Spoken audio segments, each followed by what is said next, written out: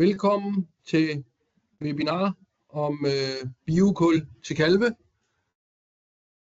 Mit navn det er Søren Thielsen, og jeg er med i det firma, der hedder Obio Europe, og så er jeg derudover også dyrlæge, veterinær, arbejder med gris og har også arbejdet med køer og kalve tidligere. Og så driver jeg faktisk også min kalveproduktion. Og manden, der sidder ved siden af mig, det er Bent Jensen, som har malkekøer, og skal fortælle senere i dag om, hvordan han bruger det i ren praksis. Nogle enkelte praktiske ting, og det kunne vi se i hvert fald indledende, at I alle sammen har slået kamera og mikrofon fra. Det er godt, fordi så ellers så, kan det godt være lidt svært at få, hvis der er mange deltagere. Der er omkring 140, der har meldt på. Så det er fint at holde det slået fra. Så bliver der i hvert fald kapacitet nok i systemet. Vi skal også sige, at webinaret her bliver optaget, og hvis man vil se det eller vise det til andre, så bliver det lagt ud på YouTube. Der bliver rig lejlighed til, hvis man har spørgsmål og vil drøfte tingene, så er der rig lejlighed til det til slut, som I kan se på det program, der er fremme nu. Og programmet det er, at den indledning er jeg i gang med. Så kommer Ejner Stuve fra fabrikken op i Norge og fortæller om, hvordan biokul produceres. Så kommer der et indlæg via video fra Håkon Vigre. Han kunne desværre ikke være med rent fysisk i dag, men hvor det handler om biokul til smågrise. Men da kalve er enmavede dyr de første lange stykke tid af deres liv, er det fuldt overførbart til kalve. Og så fortæller Ejner igen om nogle norske erfaringer og afprøvninger omkring nogle ting med biokul og til kalve. Og så kommer Bent og fortæller om, hvordan han rent praktisk bruger det. Og så er der, frit åben til spørgsmål og også gerne kritiske spørgsmål. Det er blandt andet også derfor, at vi har noget om vitamin- og mineralbalance. En lille bitte ting, måske lige skal sige, før Ejner får ordet, det er, at grunden til, at vi har det her kul i Danmark i dag og i Europa ud over Norge, det er noget, jeg som dyrlæge ved at besøge grisbesætninger i Norge mødte for cirka 4-5 år siden, hvor man jo i Norge og Sverige må bruge meget, meget lidt antibiotika, så godt som 0 antibiotika, i hvert fald holdmedicinering, hvor man behandler flere dyr. Det er helt udelukket.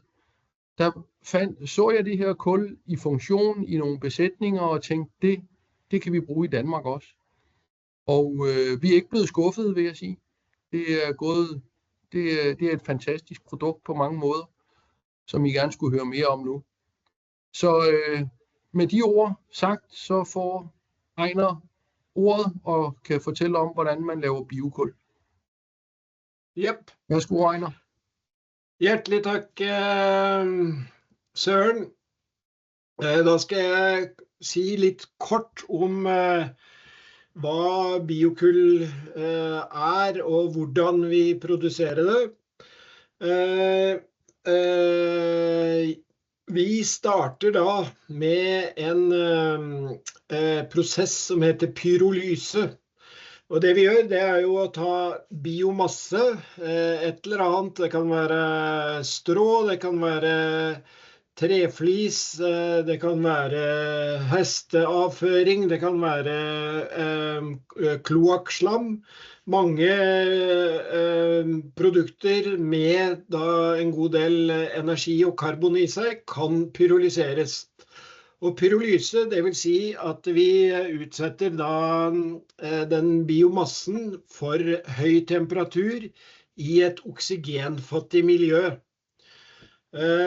Vi varmer opp til 650 grader i vår prosess, og får da av biokullet i den maskinen i 30-40 minutter. Og vi får da et biokull ut, og det er jo flis fra, eller biomasse som driver prosessen. Vi bruker ikke noe strøm eller noe sånt. Så det vi får ut, det er jo da biokull, Og så får vi også ut litt spillvarme som vi da bruker til fjernvarme. Det som skjer i reaktoren, det er jo en kjemisk omdanning av biomassen. Og det du gjør er å fjerne vannet, og så fjerner du i tillegg hydrogen og oksygen-karbonforbindelser ved å redusere det. Og når da flisa, i vårt tilfelle, vi bruker jo flis som råstoff, når den kommer fra naturen, så er det åpne molekyler, kjeder som henger sammen som marker. Hvis vi da varmer opp de her markedene, så etter hvert så vil karbonmolekylene danne ringer. Og når vi varmer opp enda mer, så smelter de lukkede ringmolekylene sammen. Og hvis du får flere enn 7 sånne smeltede ringer i en gruppe, så får du et veldig stabilt materiale. Og det vil jo da, det er jo inert, det betyr at det ikke reagerer med andre ting. Og det som saken her er jo at i og med at dette er så stabilt, så vil det ikke brytes ned igjen, selv ikke om det ligger i jorda eller om det er i en kalvetarm. Biokullet vil vare som biokull i 10 000 år. Og dette her er jo da kullstoffoppsamling og lagring, men med naturens metode. Fordi når treet vokser, så er jo fotosyntesen i gang, og fotosyntesen bruker jo karbondioksid, sollys og vann. Og så blir da dette her omdannet i den pyrolyseprosessen til et stabilt karbon. Så i 1 tonn biokull så er det 3 tonn CO2-ekvivalenter. Så det er altså karbonfangst og lagring med naturmetoden. Og når vi da dette her har vært gjennom en tarm og i en gylletank og ut på jordet, så vil det ligge der i 3000 år. Så vi flytter CO2 fra et kort kretsløp, fordi når en gran dør, så vil den bli brutt ned ganske fort, og CO2-en frigjort på nytt. Men når vi har det i biokull, så vil det være der i lang tid. Vi bruker altså tørrgran eller døde grantrær som vi tar ut ved endelig felling av skog. Det er alltid litt tørre døde trær, og det er det råmaterialet vi bruker inn i vår prosess. Og det vi får, det er jo da et obiokull som inneholder 92% stabilt kullstoff. Og det andre som er veldig spesielt, det er jo at dette er ekstremt, har ekstremt store overflater. I 1 gram obiokull så er det 360 kvadratmeter overflate. Og det er de 2 egenskapene her som som vi skal komme tilbake til, gir den effekten i tarmen som vi ser når vi bruker dette her i enten på kalv eller på gris eller på andre dyr. Dere har kanskje vært i Syden og fått kulltabletter hvis du har dårlig mave. Og det her er jo for så vidt det samme. Det er rent karbon med en stort svampelegeme med store overflater som gir den effekten som vi ser. Da skal vi se en film som jeg tror også, måske lige Ejner, indledende Hvad siger du? så også, nu, hvis der er nogen, der ikke lige helt kan følge med Ejner på norsk, selvom han er forhåbentlig let at forstå. Det er meget vigtigt det, Ejner sagde indledende om, hvad man kan bruge til pyrolyse, altså hestemøg, for så vidt også gylde og alt muligt andet. Det er meget, meget vigtigt at sige, det er ikke det, vi bruger her. Her er det ren norsk tør gran, som er gået ud ved skovdrift. Det er det, der bliver brugt her. Og det er også derfor, at det har kunne godkendes, fået den højeste certificering i EU. Det er fordi, det er meget, meget rent produkt. Yep. Ja, det er Ingvild, der sætter en video på. Jeg skal i den her video give en præsentation med titlen Mikrobiomet og dets. Hej, mit navn er Håkan Vigre. Jeg er dyrlæger, arbejder som lektor på Danmarks Tekniske Universitet, til daglig kaldt DTU. Jeg skal i den her video give en præsentation med titlen Mikrobiomet og dets betydning i grise og i tarmen.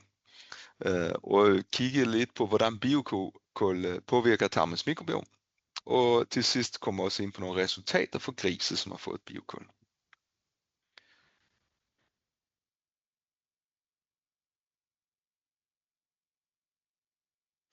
Hvad er et mikrobiom? Mikrobiomet er det milliarder af mikroorganismer, mest bakterier, som laver grisens tarm. Det er over flere tusind forskellige arter af bakterier.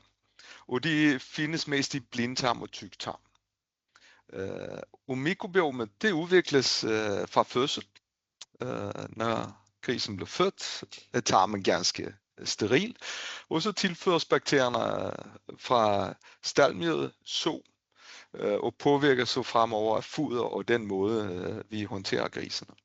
Og den figur, jeg har her, som jeg kommer til brug meget i min præsentation her, viser en tarmvæg, hvor vi ser det her, det blå er selve lumen i tarmen, altså der, hvor mad og vand er. De her grå, det er cellerne, som udgør tarmens væg. Det beige her er selve grisen. Det grønne er det slimlager, der ligger på tarmvæggen, og det her forskellige stave og runde cirkler, det er forskellige bakterier i tarmen. Det er det, vi vil kalde mikrobiomet. Hvad er mikrobiomets funktion? Mikrobiomet hjælper med nedbrydning og fermentering af foderkomponenter, som grisen ikke selv kan fordøje i tyndtarm. Det vil sige, det er ofte plantefiber, lange, komplekse kulhydrater. I den her nedbrydning og fermentering, så producerer mikrobiomet blandt andet kortfættede fedtsyrer, som bidrager til energi og det, vi til daglig kalder tarmsundhed. Det hjælper med at producere, eller med at beskytte mod sygdomsfremkaldende bakterier, ved at konkurrere om plads og næring, altså mikrobiomet. Ikke? Det konkurrerer med de bakterier, vi ikke kan lide. Og et stabilt og artsrigt mikrobiom forbindes ofte med en god tarmfunktion, som er robust mod de sygdomsfremkaldende bakterier og virer, og har en god produktivitet, altså en god foderomsætning.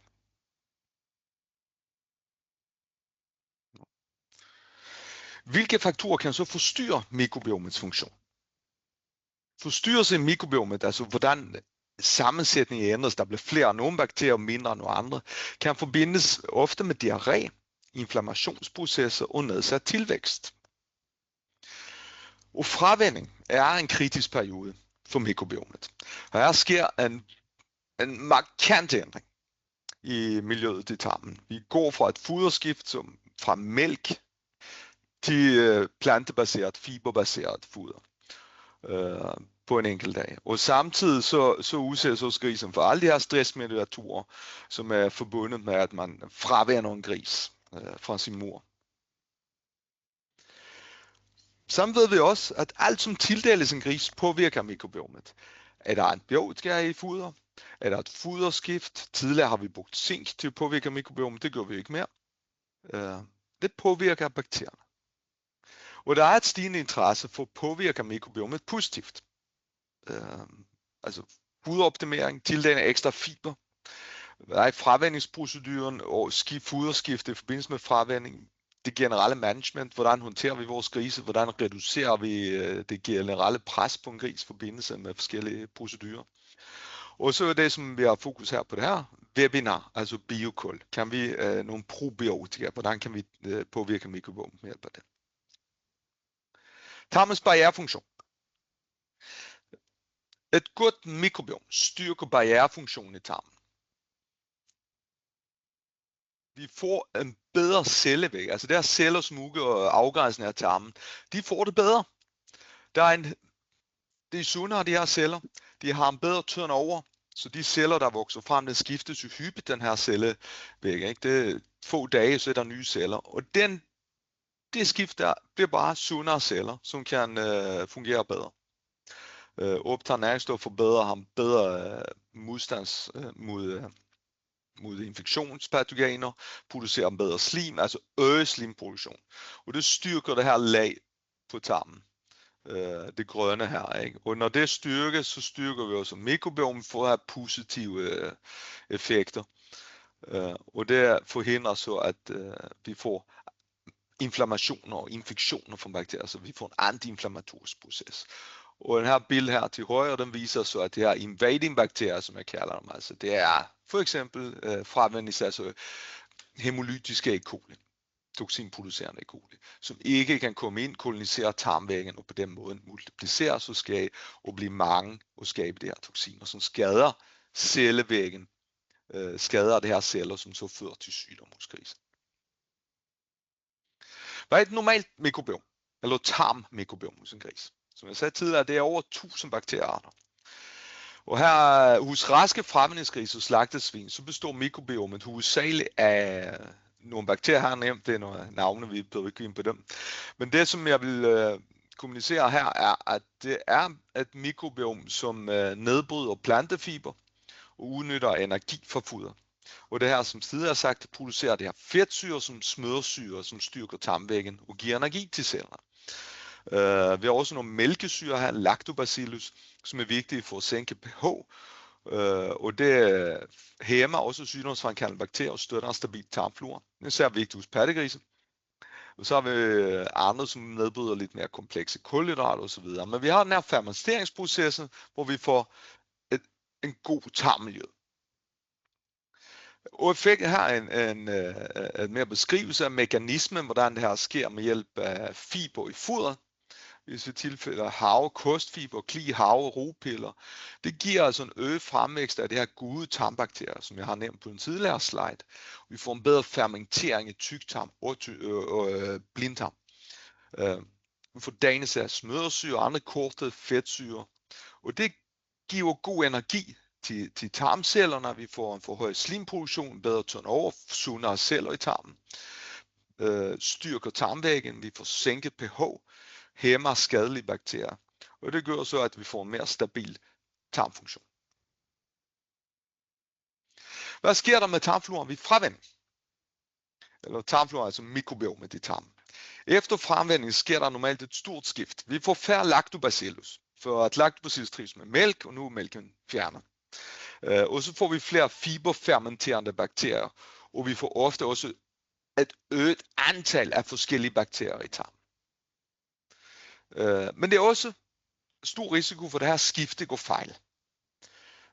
Færre antal af forskellige bakterier, mindre produktion af korte fedtsyre, og så får vi nedsat barrierefunktion i tarmen, og vi får fremvækst af den her bakteriegruppe, som vi kalder proteobakterier. Det er blandt andet E. coli, salmonella og nogle af de her bakterier, som vi til daglig ikke kan lide at have i tarmen hos grisene. Og hvis det bliver for mange af dem, så er det ret stor risiko, at grisen udvikler sygdom af forskellige niveauer i tarmen. Og det præsenteres jo ofte klinisk som diarré og nedsat tilvækst.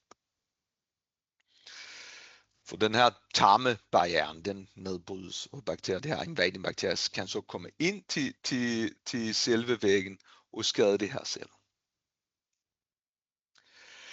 Alt hvad vi kommer i fodervand til grisene, påvirker deres tarmmikrobiom. Fodersammensætning, fiber, protein. Vand og fodermedicinering, tidligere zink, som vi ikke bruger mere, og forskellige probiotika, som vi tildeler for at få en positiv effekt på mikrobiomet. Det her er så et billede taget af Ubios hjemmeside, det illustrerer biokul. Og det som kendetegner biokul er, at det har en meget kemisk aktiv overflade. Så den binder mange ting, næringsstoffer, toksiner osv. En god bindingsevne. Det har også en meget porøs struktur og en enorm overfladeareal, som fungerer næsten som hotel for bakterier og næringsstoffer. Hvilke potentielle virkningsmekanismer har biokul så på mave-tarmkanalen? De kan være både direkte og indirekte, og vi kender i dag ikke alle de her mekanismer i detaljer. Det er meget komplekse mekanismer, som krydser hinanden osv. Men biokul binder toksiner.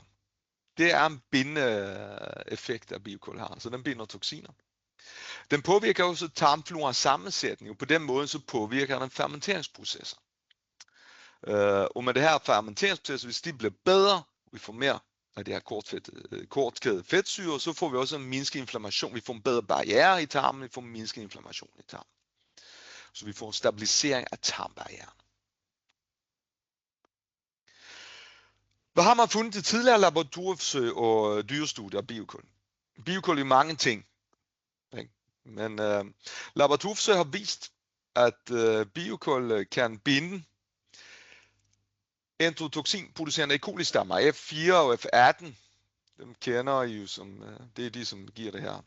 Blandt andet giver fravændingsdiarré. Og de bindes til overfladen, og så fremmer det så vækst af probiotiske bakterier, lactobacillus og de andre, som så gør, at der bliver mere modstand mod det, mere konkurrence mod det her sygdomsfremkaldende bakterier. I rottemodeller af biokul i foder bliver associeret med forhøjet forekomst af gavnlige bakterier, det her fermenterende bakterier, reduceret forekomst af opportunistiske sygdomsfremkaldende bakterier, altså de her bakterier, som vi har i tarmen, men ikke så mange af, men hvis det bliver for mange, kan det give på sygdom. Så vi får en reduceret inflammatorisk proces i tarmen. Og rottemodeller er nok en ret god model for grise, for rotter har også en rigtig stor blindtarm, en fermentering i blindtarm og tyktarm. Så har vi resultater fra et studie, som er gennemført i norsk grisebesætning i 2025. Det var en sund grisebesætning uden diarréproblemer. Der var hverken kontrol eller forsøgsgrise udviklede diarré. Fravænning blev foretaget ved 5 ugers alder. Der var 10 stier som forsøgsgrise og 10 stier med kontrolgrise. Og der var 1 gris per sti, som vi tog prøve fra. Forsøgsgrisene fik 1% biokul i foderpiller efter fravænning i 31 dage. Og kontrolgriserne fik så foderpiller uden biokul, også i 31 dage. Og facesprøver blev taget ved dag 0 og ved dag 31 fra en og samme gris per sti. De her facesprøver analyserer vi med DNA-sekventering, og med de resultater så kan man finde, altså identificere, hvilke bakterier har du i faces, og hvor mange er der af de her forskellige bakterier. Og det er vigtigt at fremhæve, at det her forsøg at undersøge, hvordan mikrobiomet hos raske fravændingsgrise påvirkes af biokul. Det er altså ikke en klinisk afprøvning af biokul mod fravændingsdiarré. Nu kigger jeg på det her slide her, skal jeg nok bruge lidt tid på at forklare. Det er resultaterne fra forsøget. Og det er forskellen på mikrobiomet efter 31 dage, forskellen mellem de grise, som har fået biokul, og de grise, som ikke har fået biokul. Så har vi nogle grønne søjler her, og det viser, at vi har så trukket mængden af bakterierne fra de grise, som har fået biokul, og så minus mængden af den bakterien i de grise, som ikke har fået biokul. Så hvis det grønne her, det viser så, at der er meget mere, altså vi snakker om 2 til 3 gange mere bakterier af den vi kalder Limusulu lactobacillus alvi. Det skal vi ikke tage så tungt, hvad det hedder. Men der er 2 til 3 gange mere af de bakterier i de grise, som har fået biokul, sammenlignet med dem, som ikke har fået biokul. Og det gælder så alle de her grønne søjler. Når de er grønne, så har vi fundet flere af dem i griserne, som får biokul. Og i de røde har vi så fået mindre af dem i de grise, som har fået biokul. Og vi har jo kigget på, som jeg sagde tidligere, tusindtals bakterier. Det her er de bakterier, som vi finder store forskelle i. Der er nogle bakterier, som slet ikke påvirkes, og der er nogle, som påvirkes lidt, noget lidt mere, og så kigger vi på de, som virkelig er blevet påvirket her i det her resultat her. Så sætter nogle ringer på her. Så de grønne cirkler her, det viser, fremhæver de bakterier, vi ved i dag, har en positiv effekt, betragtet som positive bakterier for mikrobiomet i tarmen, altså styrker barrierefunktion. Og der ser vi, at mange af de, vi får flere af, det er bakterier, som vi gerne vil have flere af, for at få en styrket bakteriefunktion. Men der er også nogen, som vi får lidt mindre af. Men det grønne, altså vi får mere af de bakterier, som vi gerne vil have. Vi får også mindre af nogen, og de røde cirkler her viser de bakterier, vi generelt betragter som dårlige bakterier her i tarmen. Vi vil ikke have så mange af dem. Og i det her eksempel, så er det jo ret interessant, at E. coli er en af de, som virkelig bliver påvirket af biokul. Men også Campylobacter, vi har nogle andre her, Clostridium, Senegaleses, Biocator, Acinetobacter osv. Bakterier, som der er i tarmen, ofte i grise, men vi skal bare ikke have for mange af dem. Så overordnet set ser vi her, at tildeling biokul til fravændingsgrise styrker eller fremmer mængden af de gode bakterier i tarmen og reducerer så til gengæld de dårlige bakterier i tarmen. Og det her er bare en kort sammenfatning af de forskellige bakterier, hvad det egentlig gør i tarmen. Og det jeg vil sige er, at det er mælkesyrebakterier, det er de gode bakterier, vi viser her. Og det er mælkesyrebakterier, det er fermenterende bakterier, det producerer smørsyre, kortkædet fedtsyre, sænker pH osv. Det er de gode bakterier. Så konklusion for det vi ved i forvejen og sætte det sammen med de resultater vi har for det her forsøg, det her studie i Norge, som vi har kigget på, er at resultater fra biokulforsøg i fravændingsgrise understøtter, at biokul påvirker tarmens mikroflora. Det har helt klart en effekt på mikrobiomet. De ændringer vi fandt i mikrofloraen ved DNA-analyser viser, at biokul giver en øget forekomst af bakterier, som beskrives at have en positiv effekt på tarmens barrierefunktion. Og samtidig også har en konkurrenceevne mod forskellige tarmpatogener. Og hvis man kigger rundt i den videnskabelige litteratur, der findes jo det meste, der er foretaget faktisk biokul og fermenteringsprocesser, altså i gødning og kompostering af gødning. Og hvis vi kigger af de studier, der findes som udført i dyr, så viser at effekten af biokul skyldes mange mekanismer. Vi kan ikke bare sige, at det er én mekanisme biokul har. Der er mange mekanismer på spil her. Det var alt jeg havde. Jeg siger tak for at lytte. Hvis I har spørgsmål eller kommentarer, så må I gerne skrive til mig. Og vi er meget interesserede at blive involveret i nogle forsøg, hvor man kigger på biokuls effekt, når vi snakker om diarré, tarm, sygdom, og her forbindes med fravændingsdiarré. Det kunne være meget interessant at kigge på, hvad er det, der sker med mikrobiomet og biokul, når vi har grise, som har endotoxianer af E. coli i tarmen. Det var alt for mig. Tak for nu, og fortsat godt møde.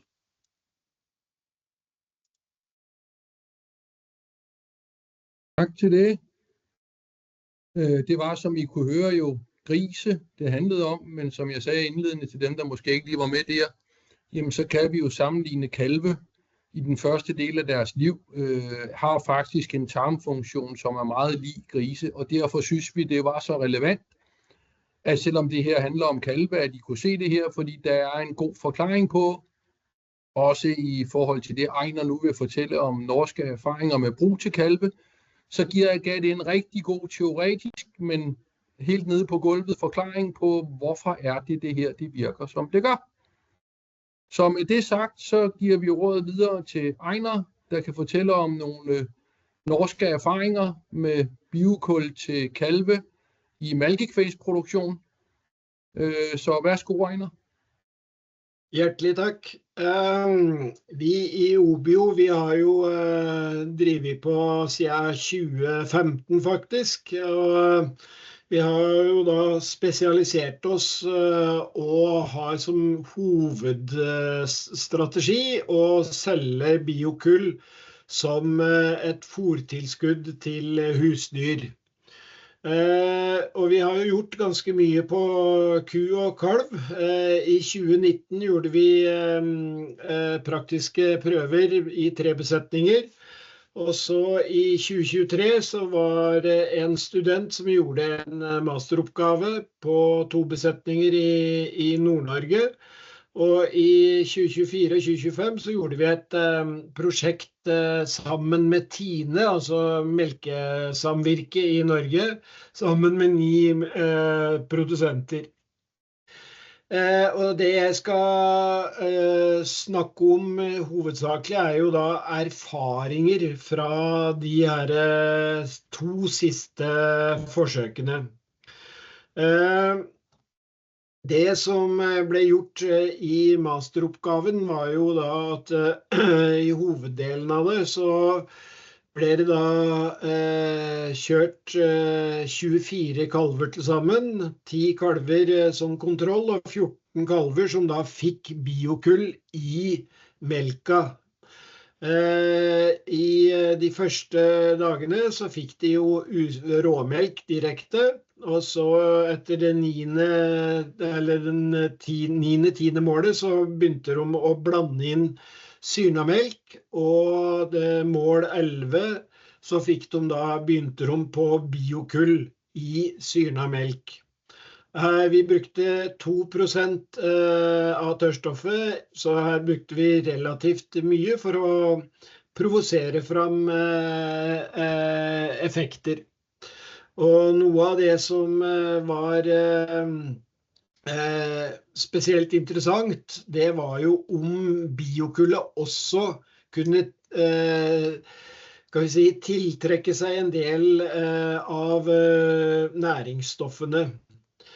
Det ble tatt vekter, det ble målt kvalitet på råmelk og mengde råmelk som ble gitt, og tid fra fødsel til råmelk ble gitt. Og så det viktige da, som jeg var inne på her nå, at vi tok da blodprøver 2 ganger på 4 forskjellige tidspunkt. Og der analyserte vi jo da for jern og kalsium og natrium og flere av mikromineralene, og i tillegg så vi på IgG og vitaminer og vitamin E og proteiner. Sånn at, og i tillegg så ble det da også gjort en vurdering av kalvehelsen og observasjoner av diaré og drikkelyst. Vi har ikke tid til å gå inn på alle resultatene her, så jeg kommer til å gå ganske lett over det og gå opp til konklusjonene. Men de verdiene som ble målt, de var jo egentlig hverken positive eller negative, og det som var litt viktig med det forsøket her var jo å se at biokullet ikke da trakk ned noen av de her mikromineralene eller makromineralene eller vitaminene. Og i tillegg at også den motstandskraften eller i den IgG-testen også var bra. Og konklusjon i tillegg så gjorde vi også helseanmerkninger gjennom hele perioden, og der var det også sånn at de kalvene som fikk biokull hadde færre helseanmerkninger enn de som ikke fikk biokull. Så konklusjonen på den studien, det var jo at biokull ikke har noen negative effekter på næringsopptagelse og tilvekst. Og det var heller ingen statistisk forskjell i mineralsammensetningen i blodet mellom da gruppene som fikk biokull og ikke fikk biokull.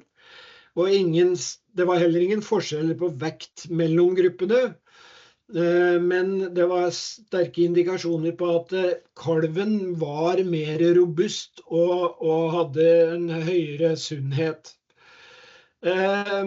Det som var litt av problemet med den studien her var jo at vi kun hadde 24 kalver, og de var født på ulike tidspunkt, sånn at de ble jo målt og veid på litt forskjellige utviklingsstadier. Så for å på en måte rette opp at vi hadde litt få kalver å måle på, så gjorde vi da i vinteren 24-25 i samarbeid med Tine et forsøk der vi ga biokull i kalvemelka til 9 melkeprodusenter. Og der var jo på en måte, dette her var jo ikke blodprøver og forskning sånn sett, men her var det da observasjoner fra bonden eller eieren som gjorde det vi har gjort statistikk på da. Og det som var interessant her jo at når husdyr eller oppdretteren vi sammenlignet de tallene fra ca. 100 kalver da, så jo alle sammen enige om at helsa var bedre, og de ga jo da ganske mange sånne gode kommentarer. Bra kalvehelse uten diarréproblemer, og veldig positivt, kalvene blir raskere friske igjen om de har løs avføring en dag. Og før så slet vi med enkeltindivid over lengre periode. Kalvene vokser bedre, og sier bonden tør ikke å slutte med biokull. Og det var kanskje noe av det mest positive sett fra mitt ståsted, at alle de 9 produsentene, de fortsetter å bruke biokull, og bruker biokull den dag i dag.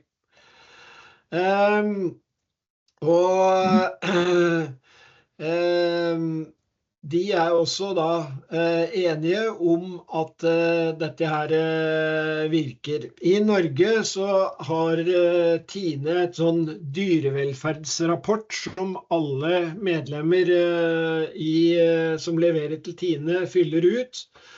Og dette jo litt mer objektivt enn det bonden observerte, og vi så jo da gjennomgående at her det fra en besetning som da i sesongen 2023-2024 hadde en dyrevelferdsindikator på kalver på -8, og ved bruk av biokull så kom den opp på -2,7. Eller en som i en annen besetning som lå på -5,8 i 2023-2024, kom opp på 2,4 i 2024-2025. Sånn at vi fikk jo da veldig gode, solide resultater fra de her forsøkene. Det ikke kliniske forsøk, men det praktiske forsøk. Og det faktum at bonden fortsatte å bruke biokull, det synes vi var en veldig, veldig ga god statistikk.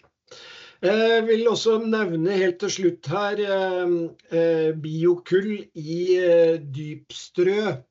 Vi har gjort forsøk på det i vinter som var, der vi da har lagt et lag med biokull, og da bruker vi ikke fôrkull, men vi bruker et billigere agrokull som vi legger i bunn av dypstrø, og det på grunn av svampen som vi var inne på, det store, alle overflatene, så trekker jo det her til seg mye vann. Så det førte til at bonden brukte mindre flis, det lukter mindre, og kanskje det mest interessante jo at det her i tallet med biokull, så det 5 grader varmere i bånd enn i den perioden de prøvde uten biokull. Og det ble også observert mindre sykdom hos kalvene, og det klart, det litt mer arbeid, men du får også et bedre gjødselprodukt ut på jordet, da. Og jeg synes jo det bildet her til høyre er veldig illustrerende. Det er varmt og godt og tørt. Kalvene ligger ikke der på betongen, men de ligger på den tørre, gode talla.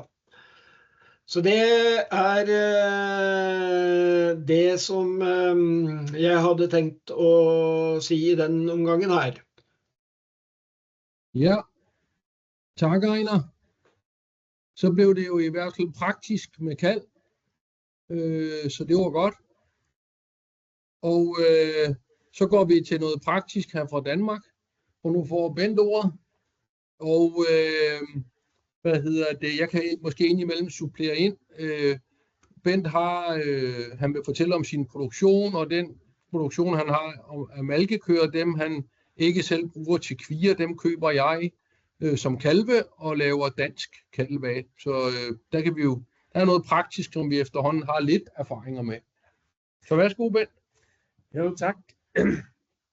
Jeg har 205 malkekøer, og der er cirka 210-20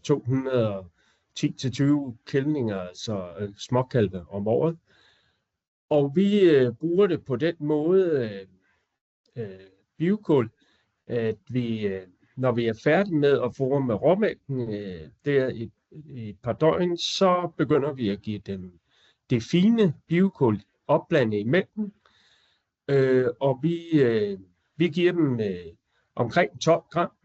Vi startede med 7 gram per 10 liter mælk. Men nu er vi så gået op på 12 gram, og det passer rigtig godt til os. Og det blander vi i mælketaxaen, og så blev det, udfordret i de første 3 uger af kalvens liv. Der får de så kul i. Og så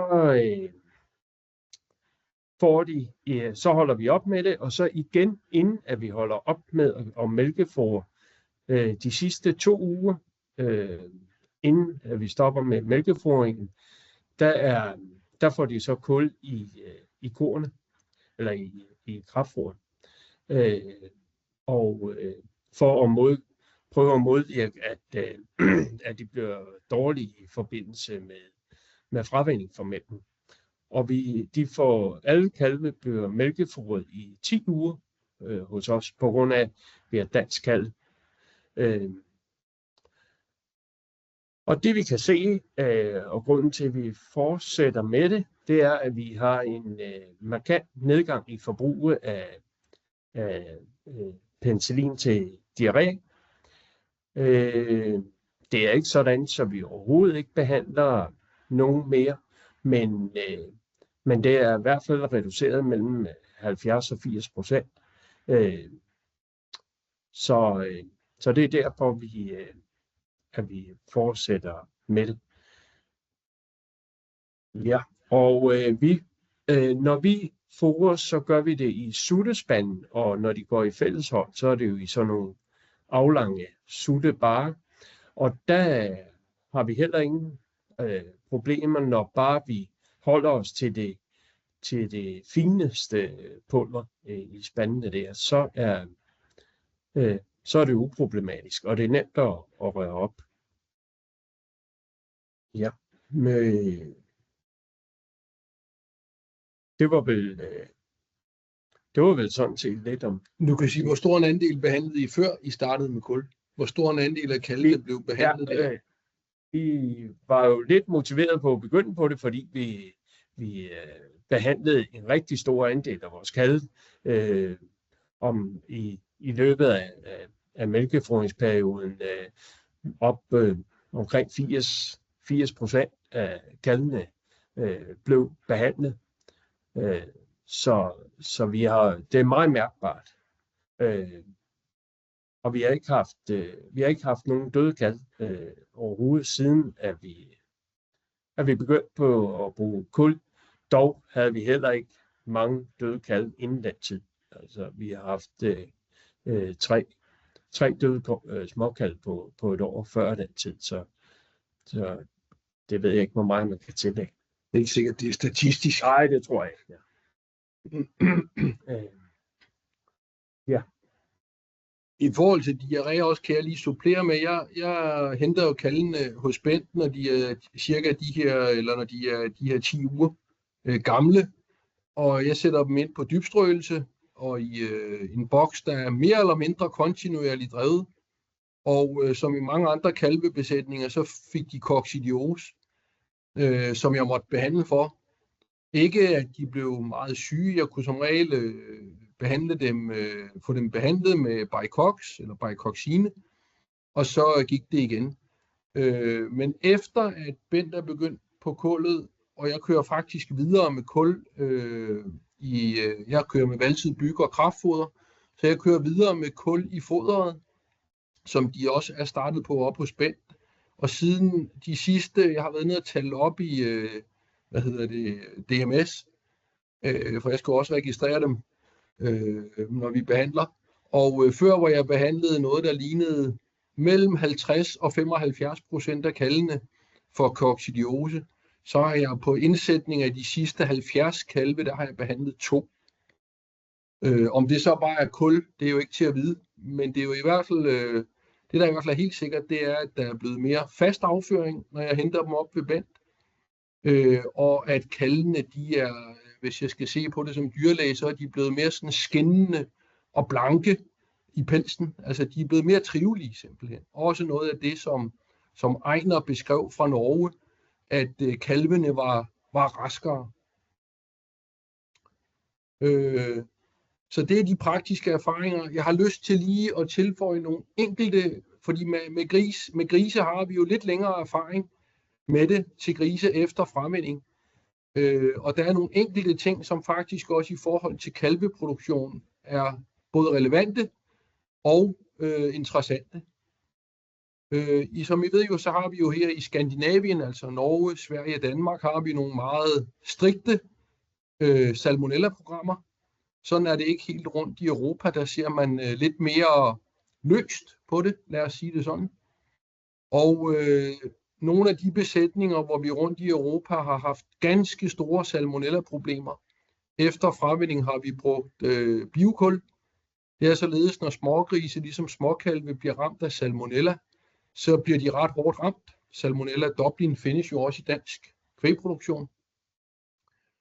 Og der virker det virkelig godt. Der er på afprøvninger, vi har lavet, der reducerer vi dødeligheden med cirka 80%, og vi kan reducere antibiotikabehandlingerne på kalve, eller på grise, der har salmonella, kan vi reducere med cirka 50-60%. Hvilket jo giver faglig god mening, når vi sætter det sammen med det, som Håkon Vigra før fortalte om, hvilke bakterier der fremmes, og hvilke bakterier der hæmmes. Salmonella-bakterierne er jo i samme gruppe som Clostridier og E. coli og så videre, altså nogle af de bakterier, vi gerne vil hæmme. Så, og det er også vigtigt at sige, at grunden til, at vi egentlig har arbejdet, Ejner kan supplere mig, men grunden til, at vi egentlig har gået forsigtigt frem med de her ting, det er, at vi vil være sikre på, at det vi siger, det er rigtigt. Det er vigtigt for os, at der ligger faglighed bag produkterne, eller produktet, og at det ikke bare er løs snak, vi kommer med. Derfor tør vi egentlig først gå frem med noget, når vi synes, at det er veldokumenteret og velafprøvet. På kalve har vi endnu ikke en klinisk afprøvning, det har vi på grise. Og på grise viste den, at dødeligheden efter fravinding blev reduceret med 80%. Det kan være, at det derfor Ben har færre døde kalve, det skal jeg ikke kunne sige. Men den blev i hvert fald reduceret med 80%. Og den daglige tilvækstforøgelse var 45 gram om dagen. Og fordi der ikke kender så meget til grise, så en gennemsnitlig fravindet gris i Danmark bruger ca. 450 gram om dagen. Så det var ca. 10% øget tilvækst. Men det mest markante, det var en reduktion i dødeligheden på 80%, som var statistisk signifikant, og det var lavet på meget store hold af grise, som det jo er lidt nemmere med her i Danmark med lave store hold. Så det var den del. Nu er det jer som deltagere, der kan stille spørgsmål til os. Alle dem I vil. Ordet er frit. Og jeg ved ikke om der er nogen, der har hånden op. Det kan jeg ikke. Nu må Ingvild lige komme ind og hjælpe. Hun er måske lidt mere teknisk. Men ellers så sig frem, hvis der er både nogle kommentarer og ikke mindst spørgsmål. Og det er ikke sikkert, at der er nogen, der tør være den første, men det får vi se. Jeg kan jo si litt grann, mens folk tenker seg om. Og det kan også sige, jo... Ejner, nu må folk gerne koble kamera og mikrofon og det til igen. Nu er selve præsentationen jo over, så nu er man velkommen til at koble til igen, hvis man ønsker det. Jeg skal si litt om de produktene som vi har. Bare helt kort. Og det jo 3 hovedprodukter. Det ene jo da de her 10 liters bøttene med pulver, som da det går jo ikke så veldig store mengder, derfor 10 liter, og her har vi da siktet ut partikler som mindre enn 0,5 millimeter, sånn at det skal gå gjennom smokken og være lett å blande ut i melk. Og når kalvene blir litt større, så kan man kjøpe en liten sekk, 35 liter. Her det støvredusert fôrkull, som da enkelt å bruke hvis du har en liten besetning, men har en litt større besetning, så det mye, mye rimeligere og kostnadseffektivt å kjøpe da en sånn storsekk på 1550 liter. Og her har vi 2 typer, enten du kan kjøpe en som støvredusert og som har partikler større enn 6 millimeter, eller du kan kjøpe et produkt som har mellom 2 millimeter og 11 millimeter, som liksom det kremproduktet, hvis du da skal bruke det til å blande inn i fôr. Men det jo da grov til etteravvenning, og så det jo da pulver som skal gis i melk. Kan også gis opp på fôr, men det en god del dyrere å produsere da, og dyrere å kjøpe. Så, og det her får jeg ikke jo tak i hos Søren. Det noen nå som har spørsmål?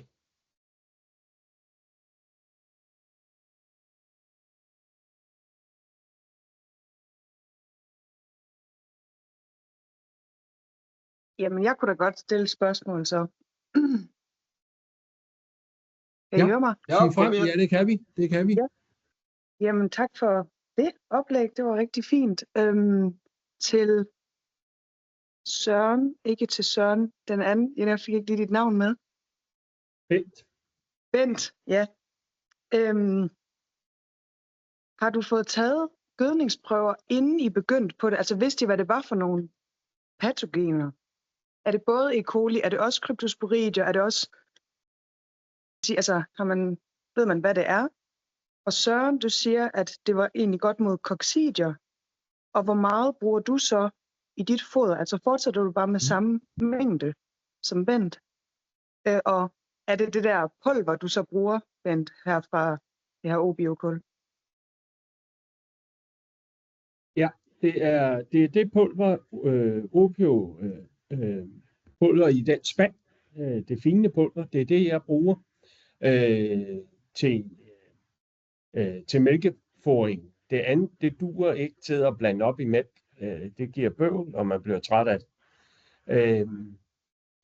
Og vi har ikke taget nogen prøver, så vi ved, hvad det at vi har haft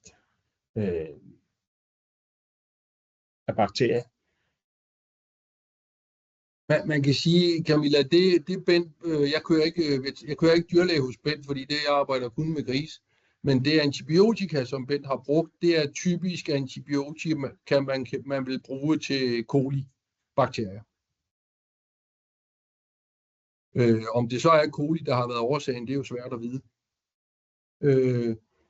Det jeg gør, når jeg kører med kul i foderet, det er, at jeg blander det op til kalvene, og jeg bruger det kul, der er større end 6 mm, eller også det er bare 2 og 11. Jeg bruger ikke det fine, jeg bruger det til at blande op i foder, og jeg bruger 1 liter kul per trillebør, og jeg ved, det svarer til 60 kilo valset byg, så jeg bruger 1 liter kul per 60 kilo korn. Deri blander jeg så typisk omkring 10-15 kilo kraftfoder. Så det vil være cirka 1 liter kul af det grove kul til cirka 70 kilo foder. Jeg kan godt fortælle, hvorfor det er den dosering. Det er fordi det er den dosering, vi kører med til grise, når vi lige er ude af behandlingsperioden, kan vi kalde det. Altså når vi er ude af det, hvor Bent svarer til, at han kører pulver i mælken, så kører vi, hvis vi bruger det til grise, så bruger vi 7 kilo kul per tons tørfoder i de første 10 dage. Og efter de første 10 dage, så bruger vi 2,5 kilo kul per tons tørfoder. Og derfor så har jeg regnet det ud, efter at det skulle svare til cirka 2,5 kilo kul per tons tørfoder. Fordi det ved vi fra grisene, der jo er enmavede, men kalven også er et stykke op ad vejen. Det ved vi, at det er en dosering, som virker. Fordi det er jo en balancegang mellem at få effekt, og vi skal heller ikke bruge flere penge på det, end nødvendigt er. Jeg ved godt, Ejner vil måske gerne sælge kul til os, og vi vil også gerne sælge kul. Men det vigtige, det er jo, at det balanceres. Så det er det dosering, vi kører med.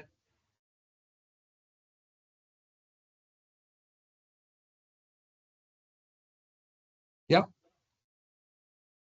Et spørgsmål fra Anne Dorte. Ja, hej med jer. Jeg arbejder jo meget med kalve, og har arbejdet meget med kul igennem de sidste 7-8 år. Og der er jo mange produkter på markedet, og med blandet effekt, mest ingen effekt, hvis I spørger mig. Så jeg er jo meget nysgerrig på, hvad det er, jeres produkt kan, og hvor det adskiller sig fra andre produkter, vi har på hylderne nu. Fordi de her tilvækststigninger, I taler om, er selvfølgelig utrolig interessante, og færre behandlinger osv. Det er bare ikke det, jeg har set på tidligere produkter, der sådan har lovet det samme, som I fortæller nu. Så hvor er det forskellen ligger sådan fagligt? Jamen jeg tror, jeg vil tage det faglige i forhold til bakterier, og sådan, så kan Ejner tage det faglige på det tekniske. Men da jeg tog det her med hjem op fra Norge, der var jeg også skeptisk. Men det rent faglige, det er, og det kan Ejner forklare mere om, men det her kul er lavet på noget andet, på en anden trætype, og på en anden måde end vanlig biokul. Det er den ene del. Og den anden del, det er, at kvæg den meget store absorptionsoverflade. Og nu kommer vi ind i noget lidt af det, som også Håkon Vikre jo sagde, at vi kendte ikke det fulde billede af, hvorfor det her virker. Men hvis jeg skal se på grisene, og jeg skal se på kalvene, så det her, det binder de giftstoffer, altså toksiner i bakterierne, som hedder endotoksiner. Og det er dem, der egentlig, det er jo ikke kolibakterierne i sig selv, der gør kalvene syge. Det er de giftstoffer, som kolibakterierne udskiller. Og her er en type kul, som har en meget, meget bedre bindingsevne end blandt andet et af de andre produkter, jeg har kendt til i mange år på det danske marked, er jo lavet af E. Og det bliver en helt anden overflade. Et helt andet produkt. Så set ud fra en sygdomsmæssig synsvinkel, så er det fordi det her det har en enorm bindingskapacitet. Og nøjagtigt af den grund, der var vi jo også bange ved, og fik også påpeget af blandt andet DSM, som arbejder jo med mineraler i Europa, påpegede, at her kunne være et problem med binding af vitaminer og mineraler. Derfor har vi lavet intensive undersøgelser på det, og fundet, at det binder ikke noget vitamin og mineral. Så set fra en sundhedsfaglig synsvinkel, så er det fordi, vi får bundet de giftstoffer, som de dårlige bakterier udskiller, og fordi vi som også Håkon Vikre viste det fra forsøget med gris, og det kan vi jo selvfølgelig ikke sige nødvendigvis, det er på kalk, men formodentlig det samme, så fremmer det de gode bakterier. Det tekniske, Ejner, det må du hellere forklare mere om. Det ved du mere om. Ja, nei, altså det er litt vanskelig å generalisere her vårt kull i forhold til andre kull som du kanskje har prøvd, men generelt så har jo, som Søren sier, altså vårt kull svært store overflater. I tillegg så det veldig, altså det 92-93% rent karbon, mens i mange andre biokull så har du en mye større, eller en mindre andel karbon og en større andel askestoffer. Og så det også, som Søren sier, stor forskjell på cellestrukturen i et eiketre eller et løvtre som du har i Europa, kontra da denne her norske grana. Vårt jordsmonn her, hvor vi holder til 16 mil nord for Oslo, så det også et veldig lite tungmetaller i jorda, og det også lite folk i Norge, sånn at det også lite tungmetaller eller forurensning fra biler og industri og så videre. Så jeg kan ikke, kan vi si, jeg har ikke vitenskapelig belegg for å si at biokullet vårt virker bedre, men jeg har vitenskapelig belegg for å si at egenskapene ved biokullet, altså overflater, tungmetallinnhold og karboninnhold, blant Europas aller reneste og beste biokullprodukter. Det finnes jo også en del karbon som blir brukt medisinsk, som fossilt, altså som laget av køl, men det jo hverken veldig bra miljømessig, og det jo også ekstremt dyrt, de renseprosessene som det køl har vært gjennom. Da. Så kostnad, nytte ved obiokull veldig konkurransedyktig. Det jeg helt sikker på.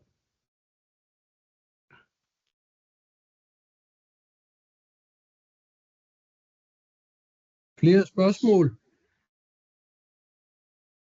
En ting, som jeg synes måske også værd at nævne, det jo, at, og jeg ved ikke, det ved I mere om, da Anne Dorte i hvert fald nogle af andre, der jo nok arbejder med kalve, men i grisene har vi jo et større og større problem med antibiotikaresistente bakterier. Og det også derfor, vi synes, at det her interessant, fordi vi har 2 grisebesætninger, som vi har kørt forsøg med det her. Ejner kender dem særdeles godt.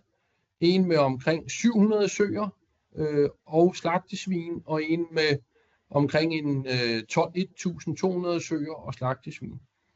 Og specielt den besætning med 700 søer, der vi faktisk over nu på at køre helt uden antibiotika fra fremvinding til slagt, stort set.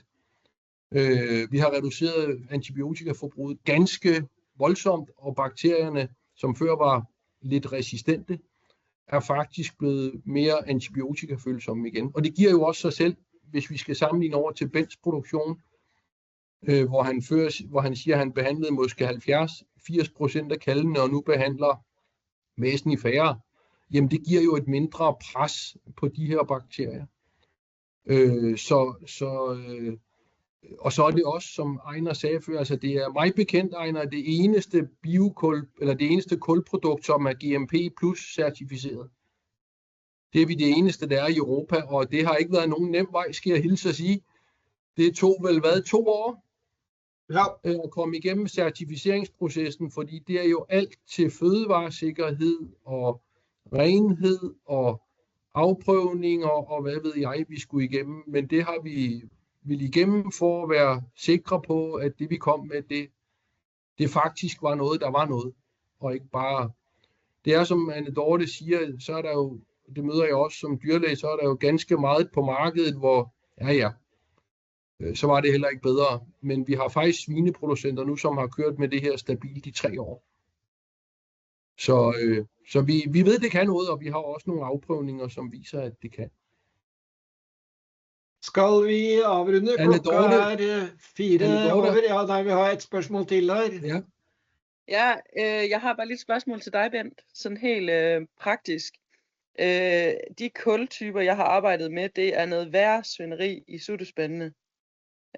Og kræver en del mere vask efterfølgende. Og ja, det er de fleste af mine kunder ikke alt for glade for.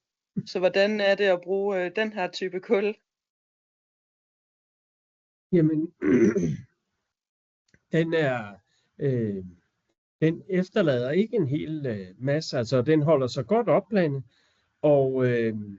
og vi giver vand i sutspanden bagefter, og dermed er det så løst, og så vasker vi selvfølgelig sutspanden efter behov. Men det er ikke, der er ikke ekstra. Vi har prøvet med noget andet kul, og som var svært at holde opblandet, og som stoppe i sutterne, og som bundfælde på spandene, hvor man skulle tømme og skylle og gøre. Ja, præcis. Og det oplever vi ikke med det her. Når vi er hen i den fine pulver, den der i spanden, det er den, man skal bruge. Ja. Okay. Og så har vi ikke ret stort merarbejde i at bruge kul. Okay.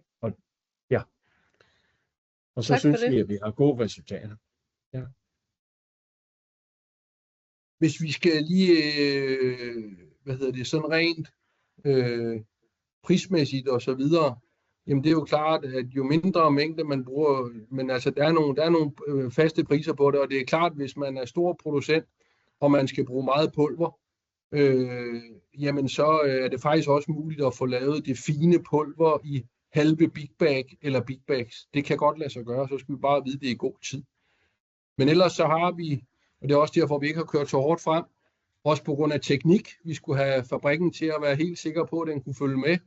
Men vi har både biokulpulver, og vi har sække, og vi har big bags i en rimelig mængde. Selvom besætningerne i Danmark er jo lidt større end i Norge, så det tager lidt mere, når nogen går i gang. Men vi tør godt sige nu, at vi i rimelighed kan levere. Og synes, det kunne være interessant at bringe det videre ud. Så hvis der er nogen, der har... Jeg ved ikke om, Ejner, har du den sidste side med kontaktinfo? Men ellers så kan man jo gå ind på Obio Europes hjemmeside. For ellers så er det primært mig, man skal hive fat i. Og ellers så kan man gå ind på obio.dk og skrive en e-mail til os, så skal vi nok reagere på det.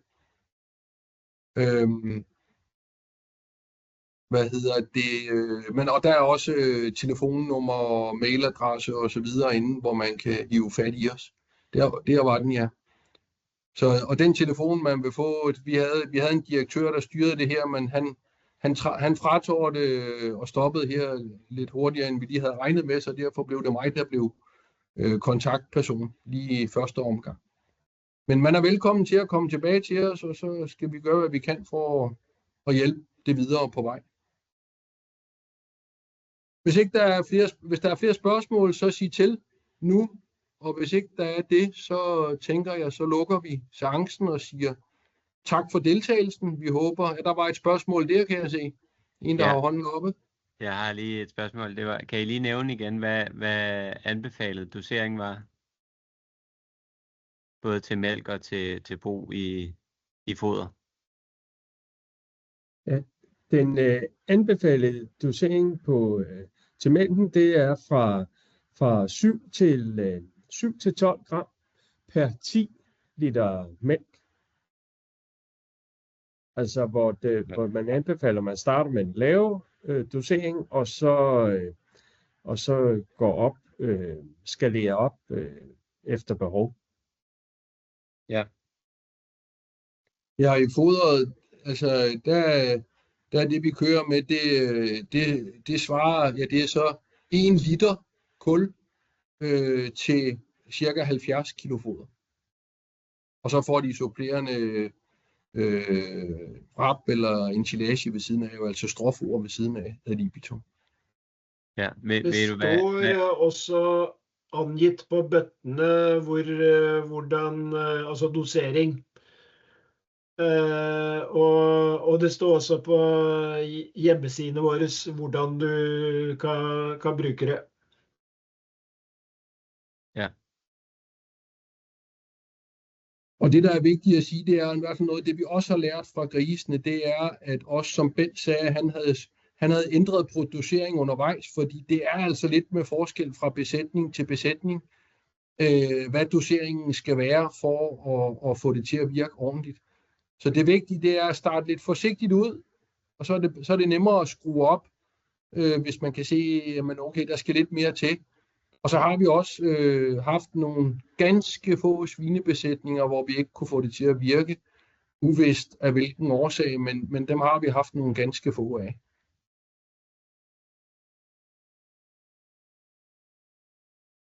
Ok, skal vi da avrunde og sige tusind tak for i kveld? Tak for i aften, ja, og vi ser frem til, hvis I har lyst til at bruge det, så må I sige til. Vi kan også sige, at vi har noget dokumenterbart, som ikke er helt skævt. Så tak for nu. Så bryder vi af. Ha det bra.